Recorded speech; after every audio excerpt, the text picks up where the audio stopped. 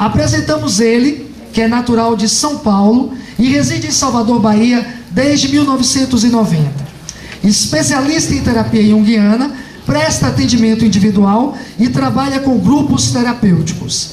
Palestrante e trabalhador espírita, em conjunto com sua esposa Iris Sinotti, apresenta na TV do Conselho Espírita Internacional o estudo da série psicológica de Joana de Ângeles, a partir do trabalho desenvolvido no Centro Espírita Caminho da Redenção, na Mansão do Caminho. Obras fundadas e dirigidas pelo médium Divaldo Franco. Participa também da coordenação do programa Encontro com Divaldo, apresentado na mesma emissora. Cláudio Sinotti, a quem passamos a palavra para proferir a palestra O Céu e o Inferno como Estados da Alma. Os aplausos de vocês, por favor.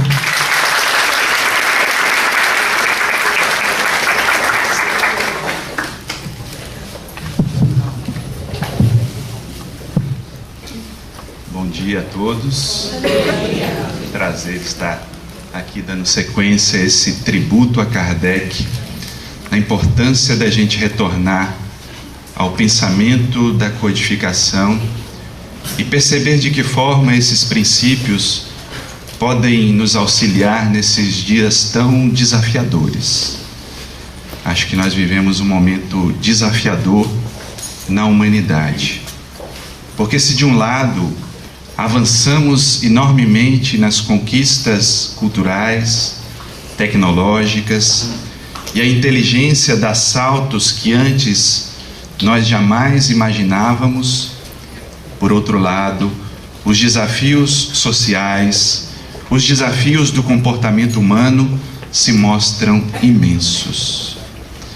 Não é possível que já nesse contexto de desenvolvimento tenhamos ainda a violência, o desamor, o abandono, as guerras que se manifestam de maneira tão intensa no mundo da atualidade. E nós nos perguntamos: quem são os responsáveis? Quem é o responsável por esse estado de coisas que se manifesta no mundo atual? E aí, quando nós começamos a pensar nos culpados, logo vêm as figuras dos governantes, das grandes instituições, e nós atiramos pedras em todos aqueles que mostram no contexto coletivo alguma ação que julgamos inadequada. Mas, se somos parte dessa totalidade, cada um de nós também tem sua parcela de responsabilidade na construção do mundo em que vivemos. E a partir desse contexto percebemos que o céu e o inferno estão bem próximos de nós. Viver na paradisíaca felicidade ou no inferno das próprias emoções é o desafio que o ser humano enfrenta no seu dia a dia, enfrenta no seu cotidiano. E vem a pergunta inicial: em qual das polaridades nós nos encontramos? Porque às vezes passamos de um estado para o outro sem nos darmos conta. Ao enfrentar um desafio, ao nos depararmos em determinada circunstância existencial, alternamos a nossa vivência psíquica e saímos de um estado de céu para um estado de inferno, de um momento para o outro.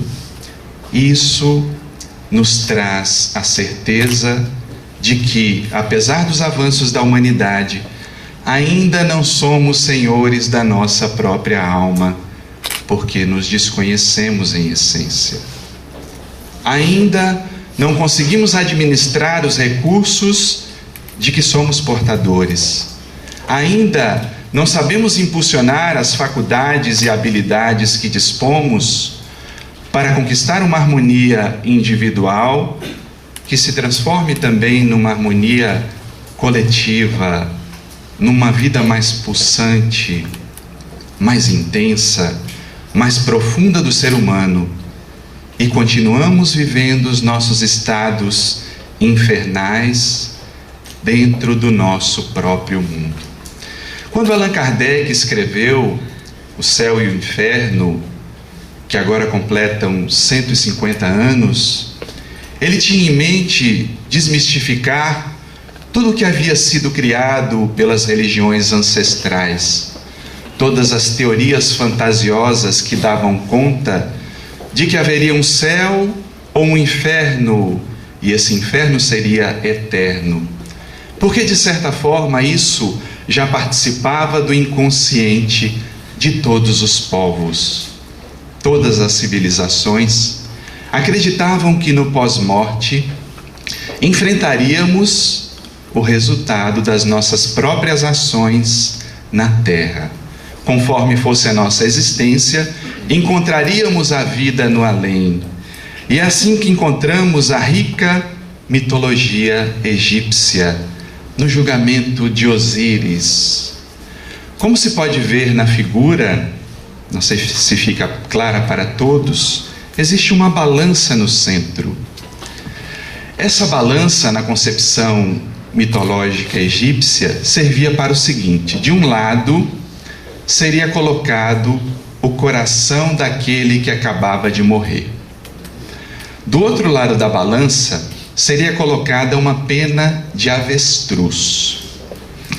Se o coração fosse mais pesado que a pena, a pessoa estaria condenada. Quando eu vi isso, eu quis logo saber qual era o peso da pena de avestruz, para saber se a coisa andava bem, né, para o nosso lado. Mas além disso, ele, aquele que acabava de morrer, deveria responder 42 questionamentos que diziam respeito a várias circunstâncias existenciais. E no livro dos mortos dos egípcios, nós encontramos alguns desses postulados. Não causei sofrimento aos homens. Não empreguei violência contra os meus parentes. Não substituí a justiça pela injustiça. Não trabalhei em meu proveito em excesso. Não matei e não mandei matar. Esses eram apenas alguns dos questionamentos que já começam a preocupar a gente. Porque quando a gente vê não causei sofrimento aos homens, a gente se pergunta quantas vezes eu causei sofrimento ao outro com as minhas atitudes, com a minha forma impulsiva de ser. Quantas vezes eu fui violento dentro do seio familiar? E um amigo logo me perguntou: cunhado é parente também, considerado da família? Ele ficou preocupado, né, dentro desse contexto. Mas claro que isso serve como símbolo dessa crença que vai sendo colocada de que nós somos responsáveis pelos nossos atos, de que a vida prossegue, seja nos mundos felizes, seja nos mundos infelizes, onde teremos que dar conta de tudo aquilo que praticamos, de que teremos que dar conta das nossas escolhas. E depois da mitologia egípcia, nós encontramos também na mitologia grega a figura de Caronte, o barqueiro que conduzia os mortos para o reino de Hades. De acordo com as tradições gregas, a gente, quando o morto era sepultado, ele deveria carregar consigo uma moeda. Colocavam uma moeda para que ele pagasse o trânsito, o trajeto do barqueiro Caronte, pois a alma iria adentrar-se pelo Hades. Lá ela teria o seu julgamento, ou iria para o Érebo, para o Tártaro, que são instâncias intermediárias, ou para os campos elíseos, os campos felizes. E ficamos nos perguntando se já estaríamos prontos para fazer a travessia de Caronte. O que os gregos queriam determinar e mostrar de forma simbólica também, ao lado da própria imagem do Egito, é que a gente prossegue a vida em uma outra dimensão. E nessa outra dimensão, vamos dando conta de tudo aquilo que fizemos em vida. Se a nossa vida estava pautada na ética, na maneira nobre, na maneira íntegra de ser, não há por que temer a travessia da barca de Caronte. Mas se os nossos atos foram temerários, se as nossas escolhas foram escolhas infelizes, a gente deveria temer o reino de Hades ou do Tártaro, e nos quais as figuras mitológicas ficaram muitas vezes aprisionadas. E pegando essa imagem da mitologia grega, o poeta romano Virgílio, em 19 a.C., irá escrever um belo épico, a Eneida, que narra a trajetória de Enéas depois da guerra de Troia. E Enéas iria contar as suas aventuras.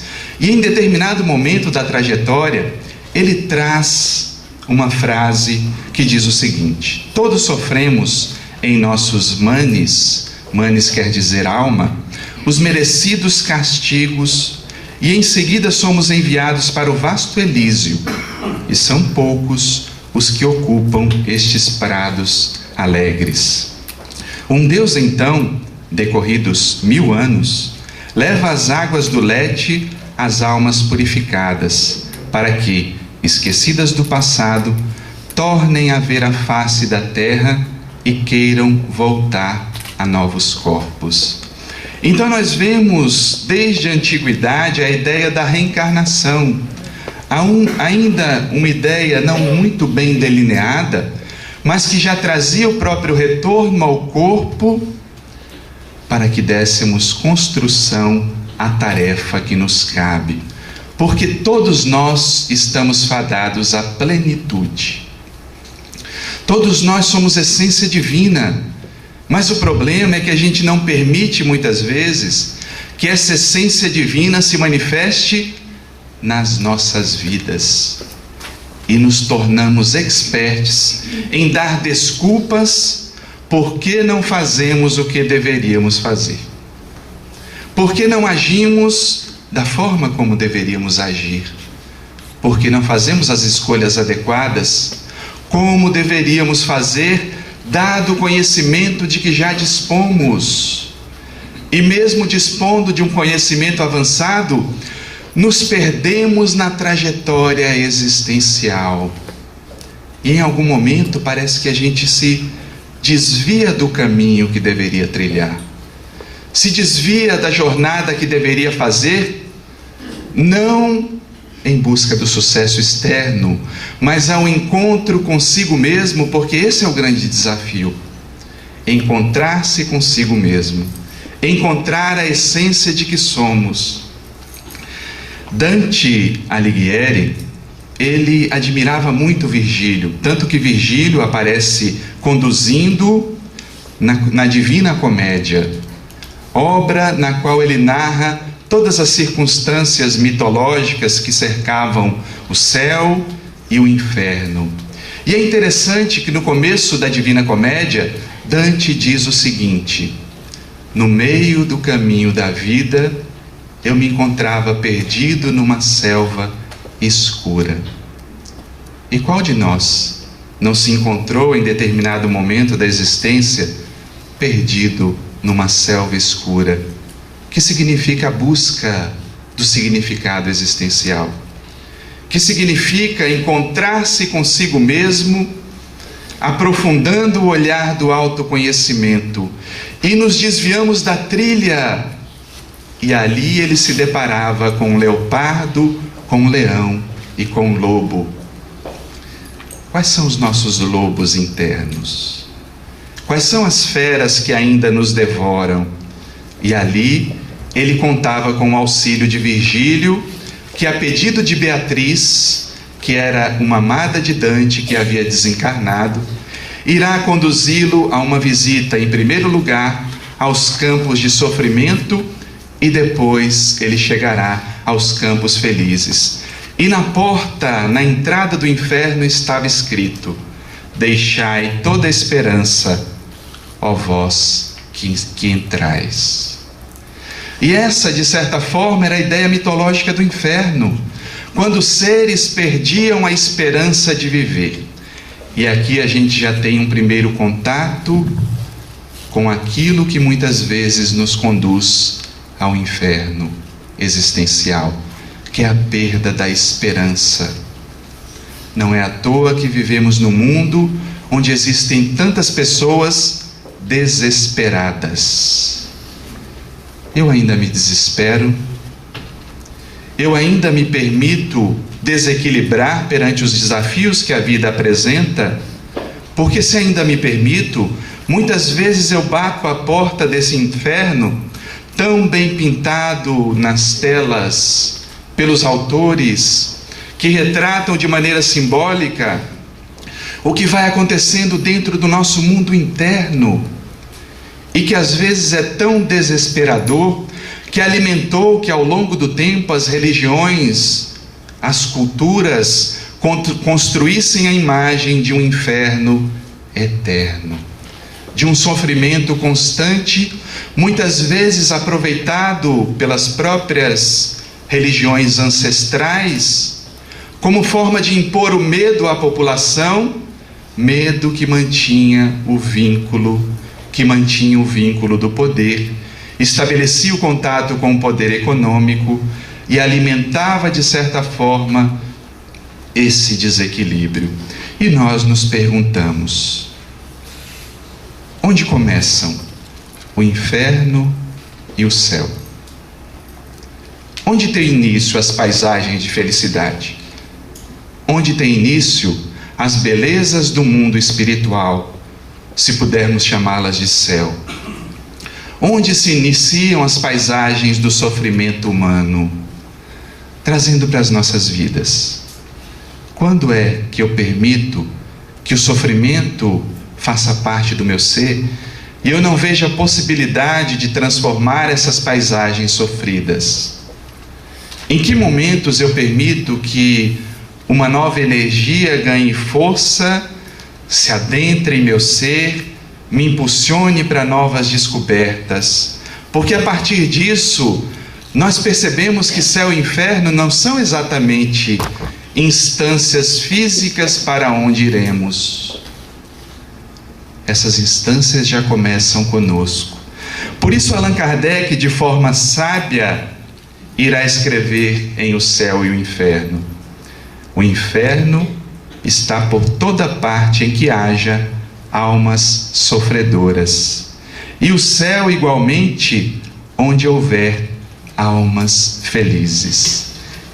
E nós questionamos: nós somos almas sofredoras ou almas felizes? Ser alma sofredora não significa passar pelo sofrimento, porque passar pelo sofrimento todos passamos, em maior ou menor grau. Agora, ficar prisioneiro do sofrimento é escolha pessoal. Isso é ser alma sofredora.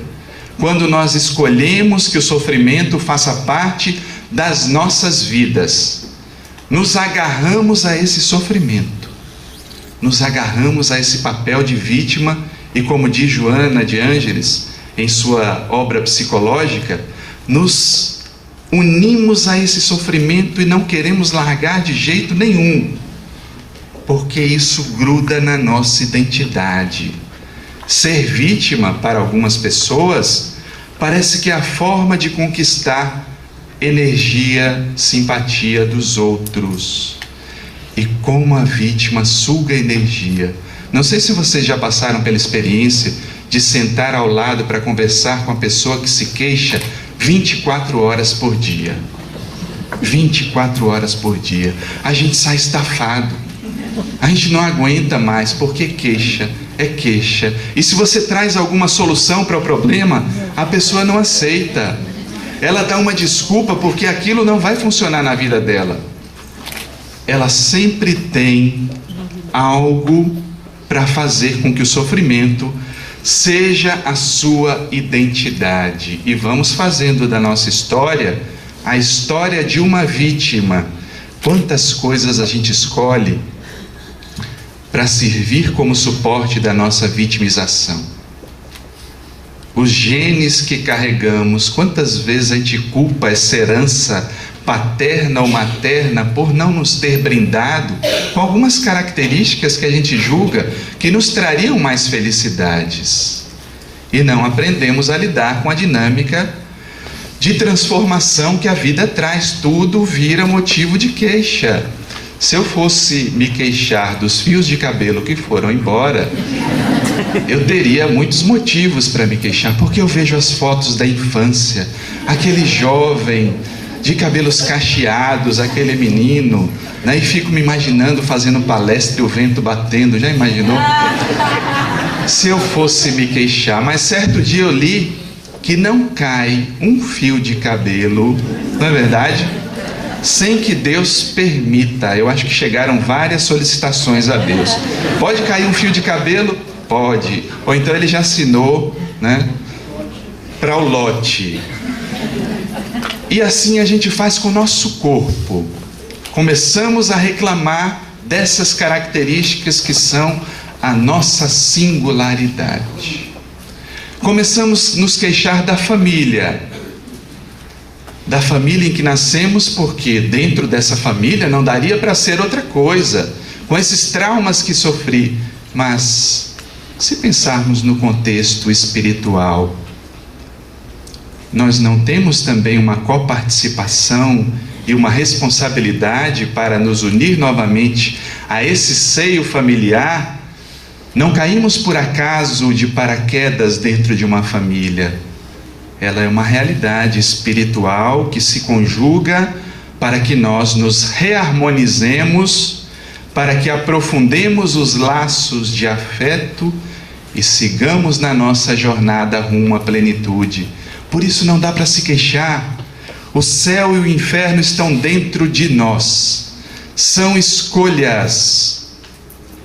O que nós escolhemos? Qual é a nossa parte nisso? Porque se a gente não faz isso internamente, a gente começa a projetar felicidade fora, nessas personalidades bem-sucedidas que o mundo traz à mostra e que são vendidas muitas vezes como ideal de felicidade.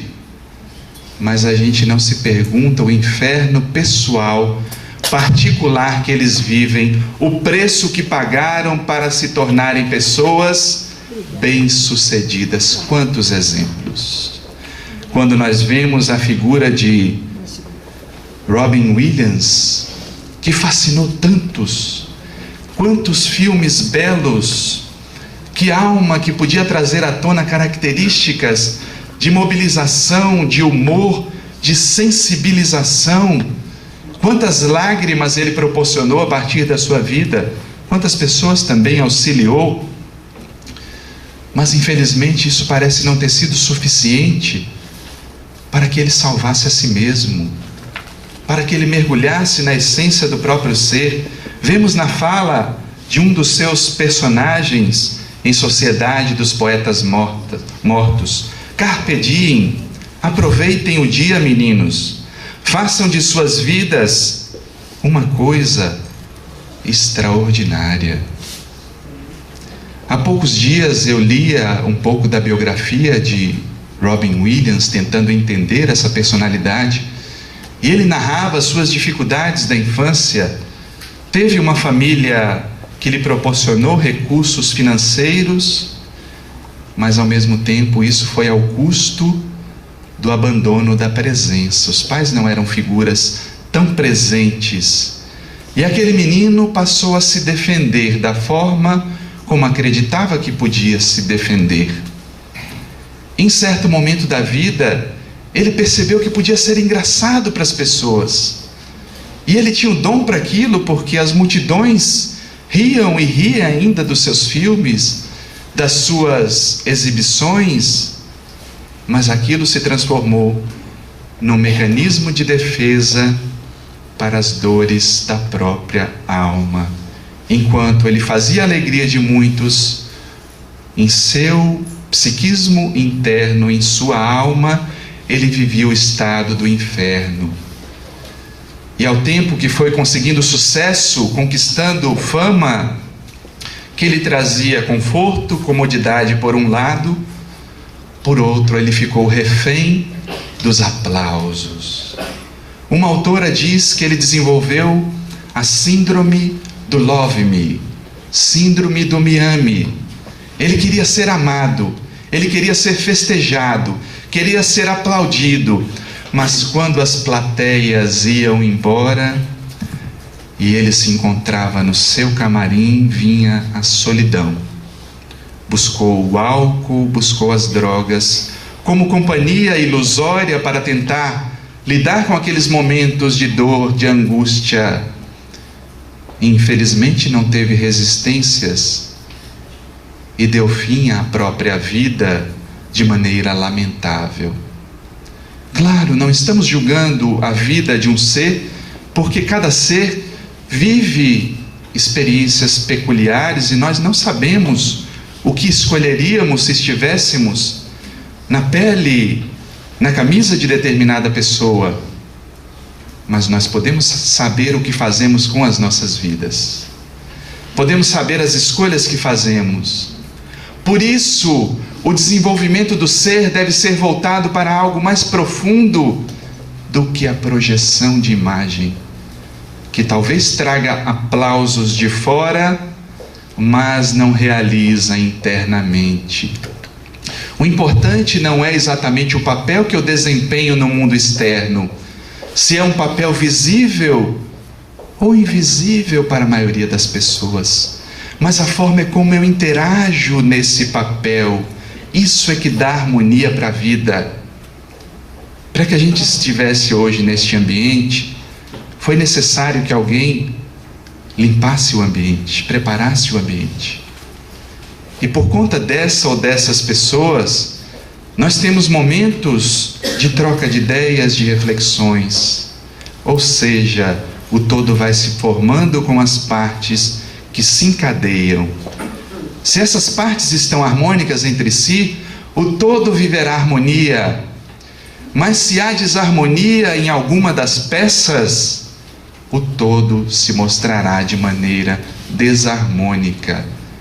E é essa desarmonia que a gente vê no contexto social, que se volta para o indivíduo, porque vivemos uma época onde somos impulsionados a parecer, a criar uma imagem fictícia, a construir uma persona, como diria Carl Gustav Jung, a máscara que utilizamos no contexto social. Nos escondemos por detrás das redes sociais, construindo personagens fictícios, porque lá eu posso colocar uma pessoa alegre, de bem com a vida, uma pessoa que se relaciona bem com os outros, que tem centenas, milhares de amigos, mas vamos construindo essas relações frágeis, às vezes dissociados da essência, e não nos damos conta disso.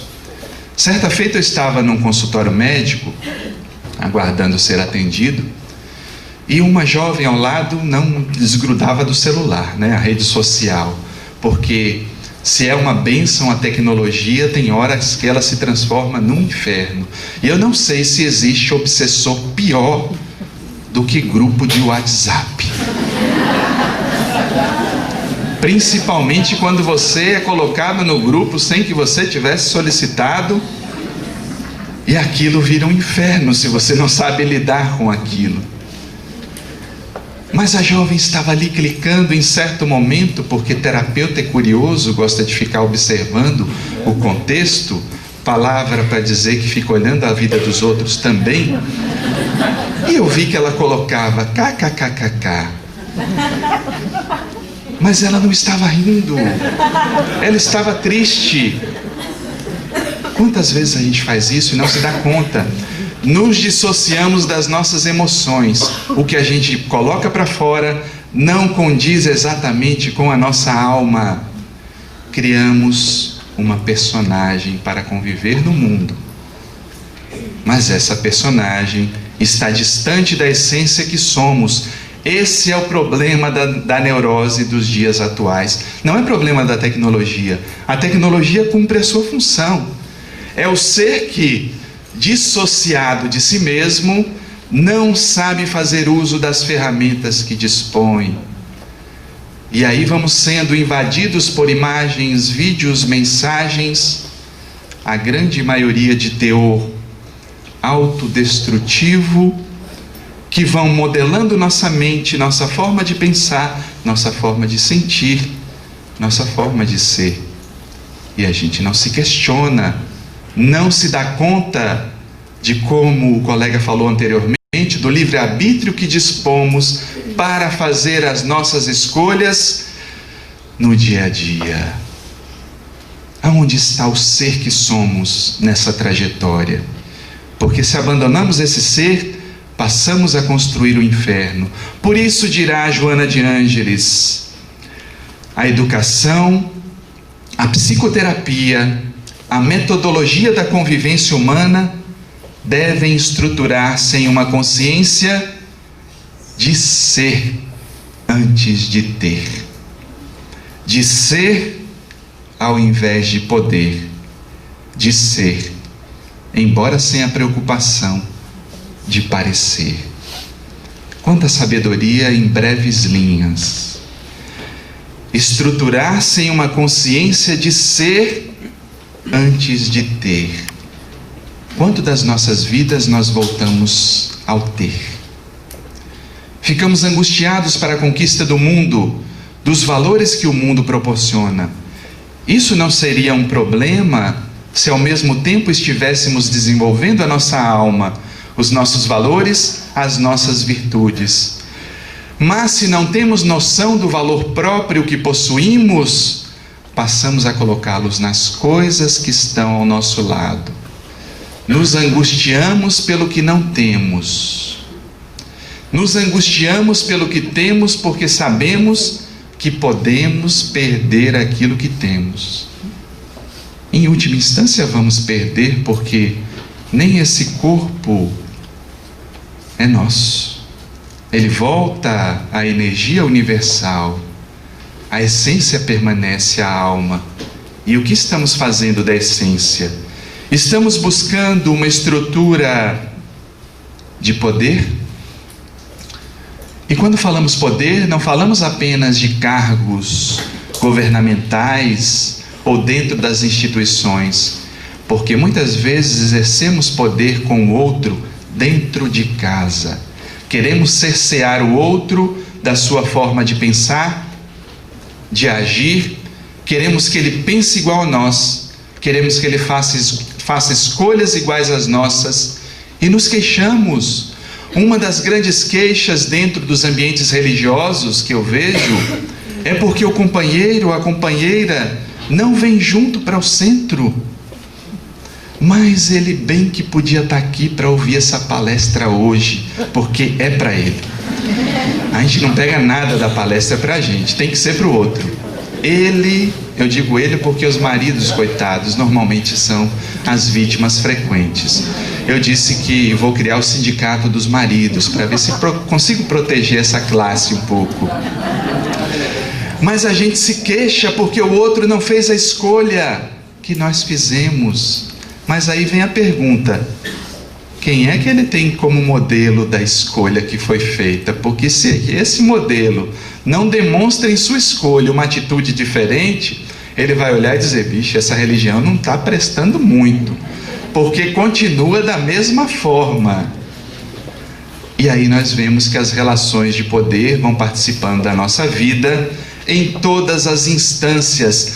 Até quando eu me coloco na condição de vítima, eu estou tentando controlar a atitude do outro para que ele seja mais complacente, para que ele cumpra as minhas vontades, para que ele atenda aos meus caprichos, porque eu faço com uma cara de lamúria, de sofrimento, para que ele haja dessa forma.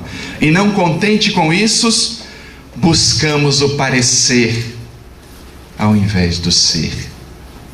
Quanta busca de projeção de imagem, quanta busca de aplausos, quanta busca de reconhecimento, quanta alimentação da persona.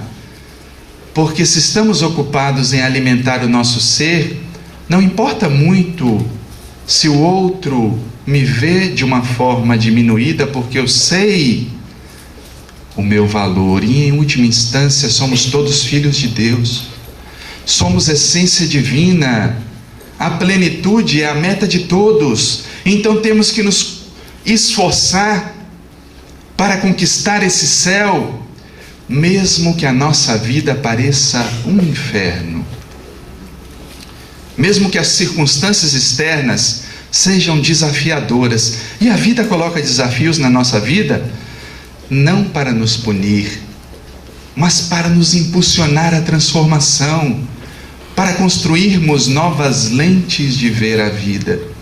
Recentemente, eu vi um documentário a respeito do Holocausto.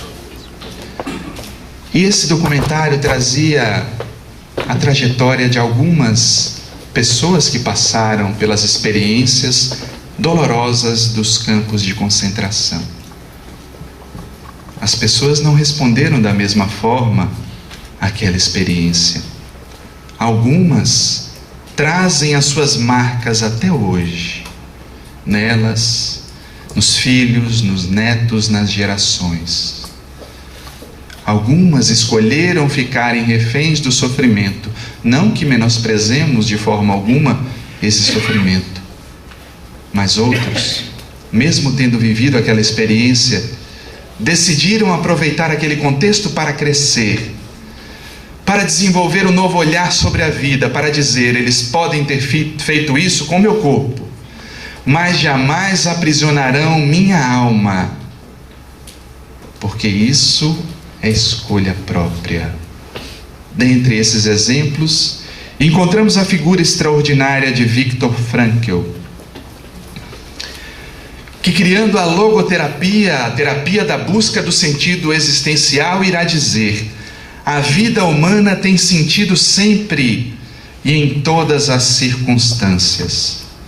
E esse infinito significado da existência também abrange sofrimento, morte e aflição. Ele viveu os horrores da guerra e, por sua descendência judaica, foi levado aos campos de concentração. Quando Hitler invadiu a Áustria, sua esposa, seus familiares foram assassinados nas câmeras de gás. Ele poderia ter escolhido ser uma vítima desse processo, mas ele escolheu transcender e decidiu que a partir daquele momento a sua vida ganharia um sentido sublime. E ele buscava dar às pessoas um sentido para viver. A cada um dos seus pacientes, que às vezes desistia da vida, ele chegava: mas você deve ter algum motivo para viver. Um filho, um familiar, um desejo, um emprego, um sonho que ainda não tenha conquistado. Algum motivo deve haver. E impulsionava cada um a descobrir esse sentido. E tanto desenvolveu essa busca de sentido que certa feita lhe perguntaram: Viktor Frankl, você pede às pessoas que descubram o sentido das suas vidas, mas qual é o sentido da sua vida? Ele disse: o sentido da minha vida é proporcionar às pessoas que elas encontrem o sentido da existência delas. E que belo sentido da vida, quando você pode auxiliar um outro ser a descobrir-se, você vai se descobrindo também. Assim também fez a holandesa Etje Hillesum, que também passou pelos campos de concentração e chegou à seguinte conclusão: quando uma pessoa tem vida interior significativa, o que ocorre no exterior não consegue roubar sua luz. Onde nós perdemos nossa luz? Onde nós deixamos que os outros levem as nossas luzes? Porque essa candeia não pode ficar embaixo do alqueire, como nos propôs o Mestre. Ela deve ser trazida à luz da consciência em cada momento das nossas vidas, por mais doloroso e desafiador que esses momentos possam parecer, existe uma saída. Existe um olhar diferente que talvez eu não tenha alcançado. Talvez minha percepção seja limitada e eu ainda me encontre em estado de sono da consciência e preciso despertar para a luz que existe interiormente e não deixar que esses momentos de tragédia da humanidade, esses momentos de grave crise econômica, social, universal que vivemos, seja alimentado por nossas crises individuais. O que nós escolhemos quando o sofrimento bate à nossa porta? O que escolheríamos se tivéssemos passado pelas experiências do campo de concentração? Porque em Varsóvia, uma jovem também foi convidada a ter uma atitude. Ela poderia fazer escolhas. Ela nasceu no ano de 1910. E desde cedo conviveu com o seu pai, e o seu pai era médico, e o seu pai lhe dava belos exemplos de vida. Eles moravam junto a uma comunidade judaica, embora não fossem judeus. E a certa feita, a tifo invadiu, tomou diversas vidas, e os médicos foram embora da localidade, e seu pai resolveu ficar, porque sabia que era o papel de médico cuidar das almas. E disse a Irene: Irene, quando um ser estiver se afogando, mesmo que você não saiba nadar, tente ajudá-lo, da forma que puder, tente auxiliá-lo. E aquilo ficou gravado na mente de Irene. Aos 7 anos de idade, o seu pai desencarnava, porque ao atender os portadores de tifo, também contraiu a enfermidade que o levou à desencarnação. Mas aquele exemplo de vida ficou gravado na alma da jovem Irene. 1939, os exércitos alemães invadem a fronteira da Polônia e vão se acercando da sua capital, Varsóvia. Ali começam dias de horror. Irene era assistente social na época e pensava consigo que ela era convidada a fazer algo para a transformação daquele momento em que viviam. Não posso ficar de mãos atadas, tenho que fazer algo. E os alemães começaram a construir um muro, o gueto judeu dentro de Varsóvia, num local onde deveriam viver 60.000 pessoas, chegaram a viver 500.000 pessoas, que eram colocadas dentro dos limites do muro, que viviam em condições terríveis de higiene, porque novamente a epidemia do tifo se alastrava, ceifando milhares de vidas. Eram submetidos a uma alimentação que fazia com que eles definhassem dia a dia. As únicas pessoas que poderiam entrar dentro do gueto eram os enfermeiros para tentar conter a invasão epidêmica do tifo. Irene teve uma ideia. Conseguiu credenciais médicas junto a alguns amigos para atender àquela população sofrida. Levava pão, levava agasalhos, e aos poucos os rumores de que aquela população seria levada aos campos de extermínio começaram a ampliar. E na mente de Irene só veio uma ideia: tenho que salvar vidas, mesmo sob o risco da minha vida, porque todo aquele que ajudasse os judeus era condenado imediatamente à morte, era fuzilado. Mas ela escolheu auxiliar. Juntou-se com amigas, juntou-se com uma organização de apoio aos judeus, e a tarefa agora era convencer os pais a deixar os filhos saírem do gueto, porque havia algumas saídas que os alemães não conheciam muito bem.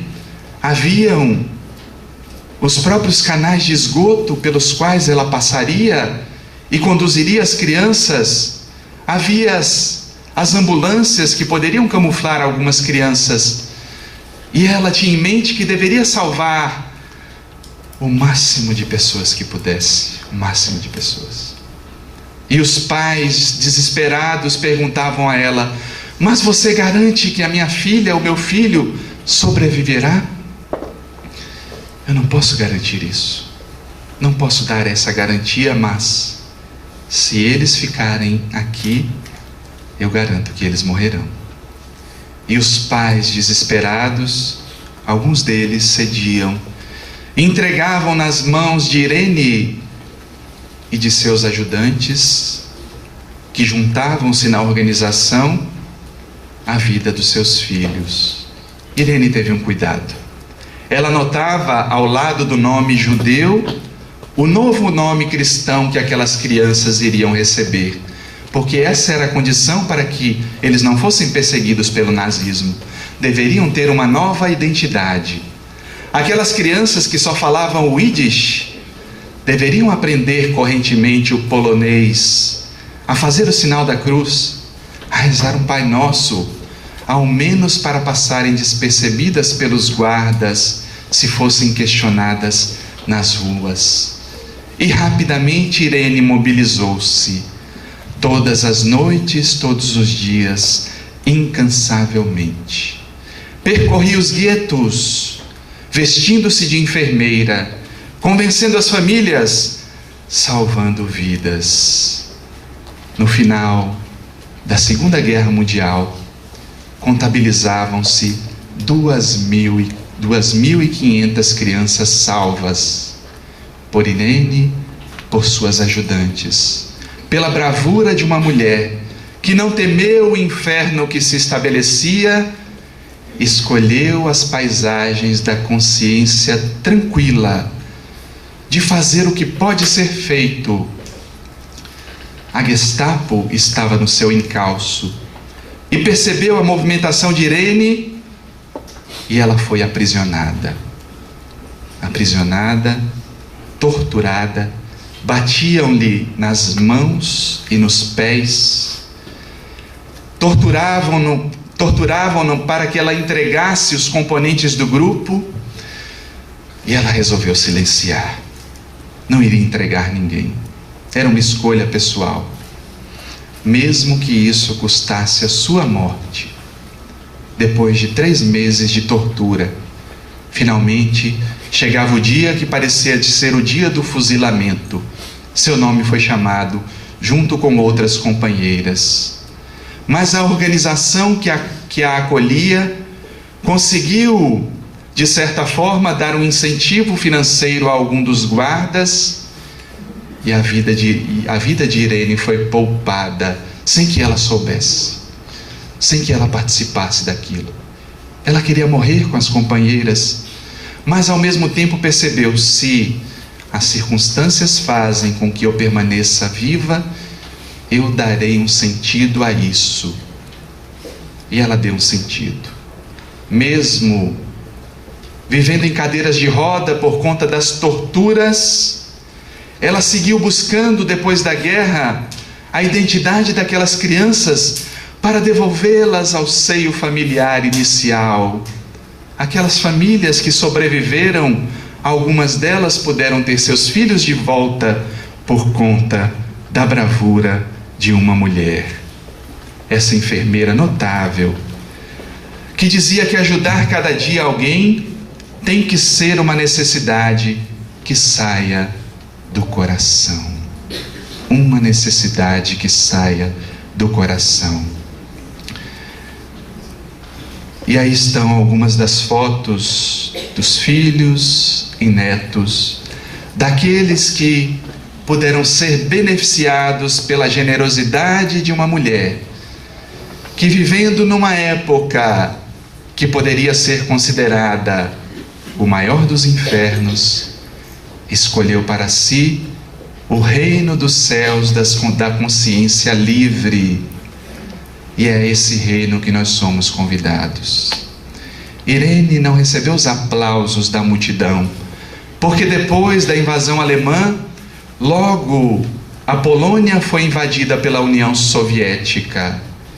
E eles não permitiram que Irene fosse homenageada pelo próprio Estado de Israel no ano de 1965, quando ganhou o título de justa entre as nações.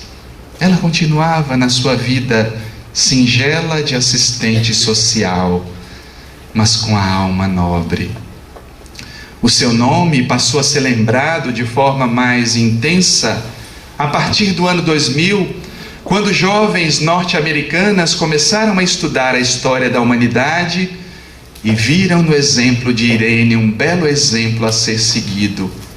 Contactaram na época e ela estava viva, nonagenária, lúcida, com um sorriso na alma. O sorriso daquele que, mesmo tendo vivido a dor, escolheu as paisagens do amor, a si mesmo, ao próximo, a Deus, como forma de construir o Estado, o reino dos céus, que, como o Mestre propõe, está dentro de nós.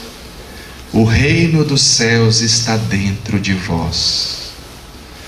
Mas por que será que, mesmo isso sendo verdade, sendo aceito por todos nós, todos os dias, todos os momentos, nós escolhemos nos afastar das paisagens deste reino de plenitude e vivermos a vida de almas sofredoras? Por que será que desejamos que o reino do céu se manifeste do lado de fora, na condição de uma vida que proporcione comodidades, quando não fazemos ainda a tarefa a qual fomos conclamados, que é a tarefa de sermos seres conscientes?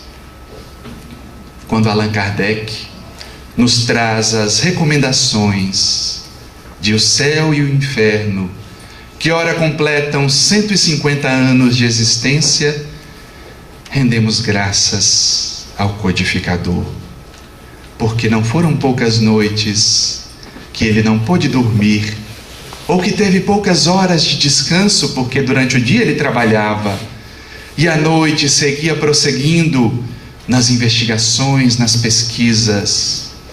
Não pensemos que a vida de Kardec foi uma vida isenta de sofrimento, de dor, de abandono, de traição.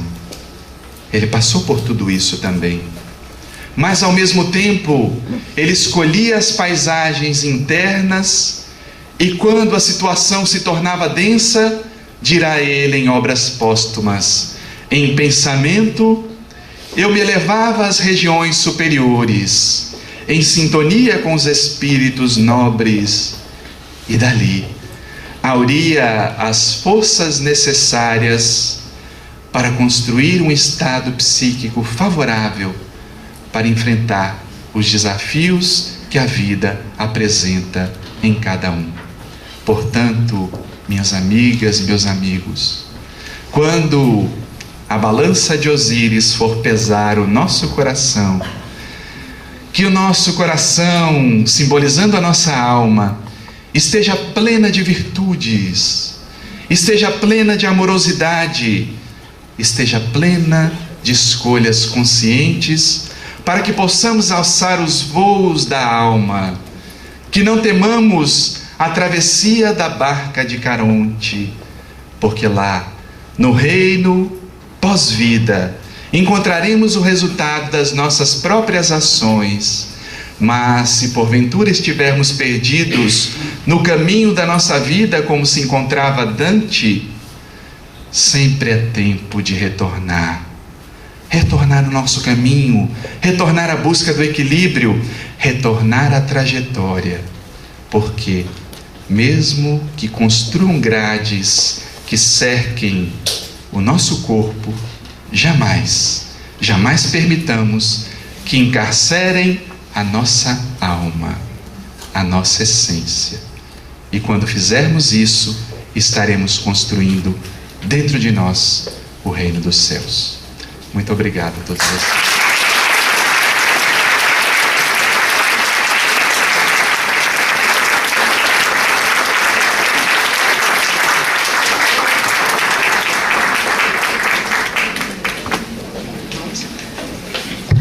Vamos às nossas perguntas. Na ótica da espiritualidade, o encarnado que pesquisou e ajudou a produzir a bomba atômica, o piloto que fez o lançamento sobre Hiroshima, o terrorista do Estado Islâmico que ceifa vidas com seus atentados e seus ideais religiosos políticos hoje.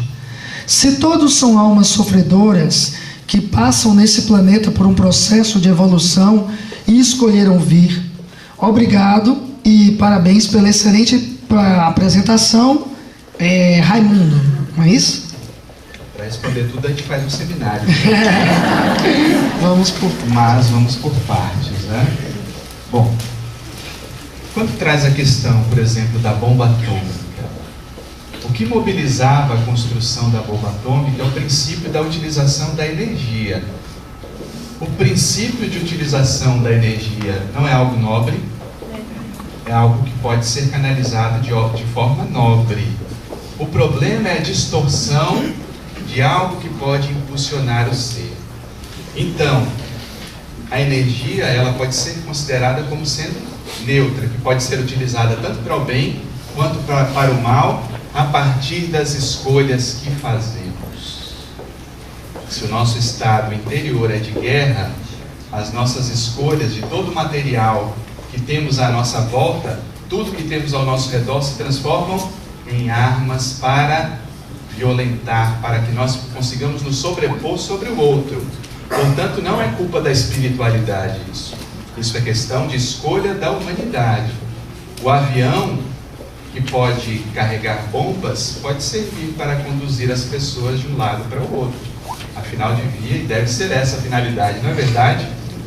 Né? Então, assim, nós vemos que o mesmo meio pode ser usado de maneira nobre ou de maneira destrutiva, de acordo com o grau de consciência daquele que conduz. A religião, ela pode ser e deve ser instrumento de libertação, né? Como foi trazido na palestra anterior, o religare, não é isso? Fazer a reconexão. Mas, se eu me utilizo dos postulados religiosos de maneira desequilibrada e tento desvirtuar isso, como fazem os homens-bomba, né, muitas vezes, e justificam atentados terroristas para proteger ou para reverenciar Alá, isso não é problema do Alcorão ou problema das teorias religiosas. O problema é da forma como se percebe essa essência. Porque assim como há os terroristas, certamente existem muçulmanos muito nobres, pessoas nobres que, aliás, nos ensinam muito a respeito da fé. Muitos deles têm exemplos belíssimos de fé, porque diariamente, várias vezes ao dia, reverenciam aquilo que eles acreditam. Não há nenhum mal nisso.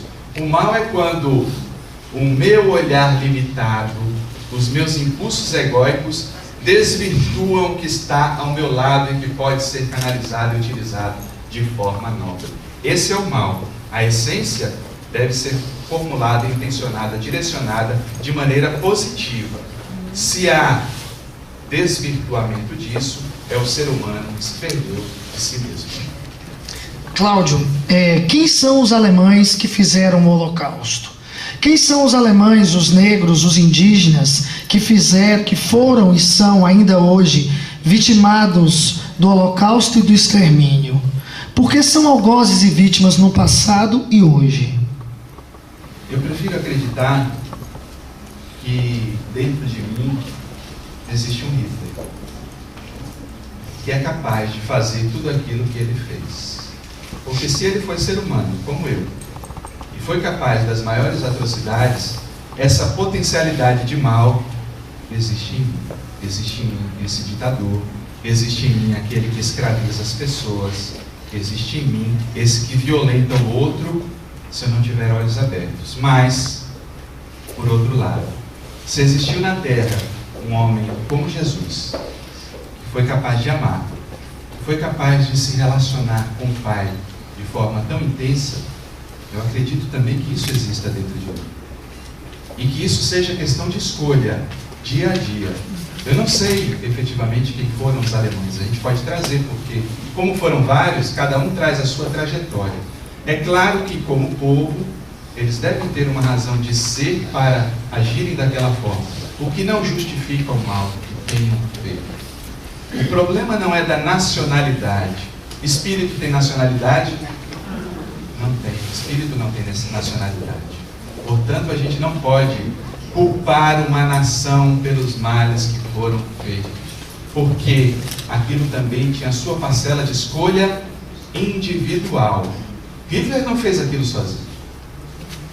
Ele se cercou dos bajuladores, dos apoiadores, mas também daqueles que foram coniventes e silenciaram quando poderiam ter feito alguma coisa e não fizeram. Portanto, eu prefiro pensar no bem que eu posso fazer, no mal que eu deixo de fazer, no ditador que existe dentro de mim, porque esse eu posso cuidar. O que está lá fora, eu posso simplesmente apenas ter compaixão e lutar. Mas esse, internamente, é o que a gente deve se centrar e buscar para que a gente possa transcender em direção a esse Cristo interior. Mais uma pergunta. Não existe local exato para o inferno. O que dizer do umbral que André Luiz cita no livro Nosso Lar, onde ele ficou por 8 anos? No livro O Abismo, o autor fala de um local infernal nas profundezas da terra. Será a criação do autor? Quando a gente lê Nosso Lar, e já tem décadas já que foi escrito, impressionante assim, a beleza daquela obra, Nosso Lar, que foi uma das primeiras obras espíritas que eu li, assim, me impressionou fortemente. Ele traz o relato de almas sofredoras que são alimentadas pelo próprio estado interno. Estar ali, ficar prisioneiro do umbral, é circunstância da própria vibração do espírito. Porque não existem as equipes socorristas? As equipes socorristas ficam prisioneiras do umbral quando lá estão? Não. Por que não ficam?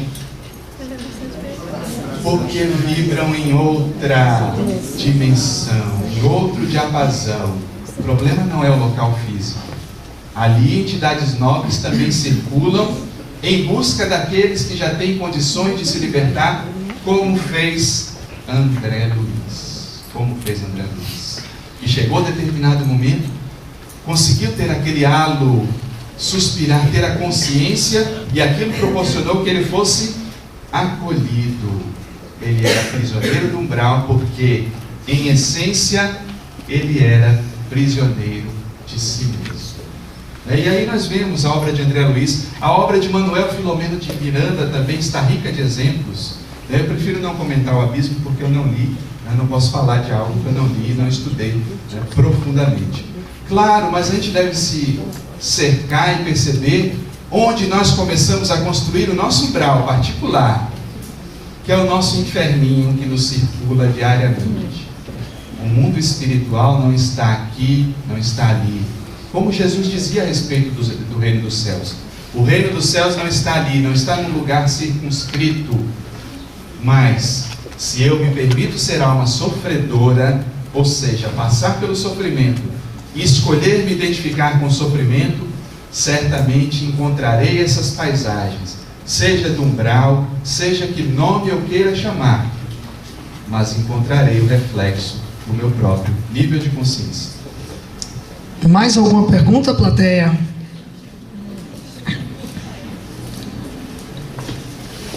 Bom, parece que não. Então, para agradecer essa excelente palestra esclarecedora, nós gostaríamos de convidar a nossa companheira de grupo, Jéssica Lobo, para que possa te entregar uma placa agradecendo e registrando a sua participação no nosso evento.